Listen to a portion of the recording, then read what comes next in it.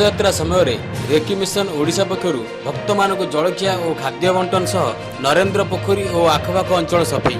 विश्व प्रसिद्ध रथयात्रा समय रेकी मिशन ओडिशा पक्षर भक्त मान जोगाई देते अनन्या सेवा। सकाल 6टारू 8टा शताधिक शक्तिसेना और गुरुसेना माने नरेंद्र पोखरी और यार आखपाख अंचल सफाई करथिले।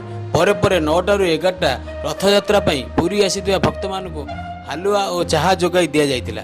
दिन 12टारू राति 10टा पर्यंत भक्त मानू खेचुड़ी बुट आलू तरकारी और खटा जोगाई दि जाइतिला।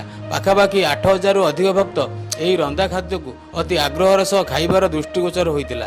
खाली सेतिक नुहे, राति 12टारू भोर 4टा पर्यंत रेकी मिशन पक्षर गुरुजी सह गुरुसेना माने शरदा बाली रे अहोरात्र उपस्थित रही भजन कीर्तन करुवा साधु सन्थ मानू चा और बिस्कुट बंटन करथिले।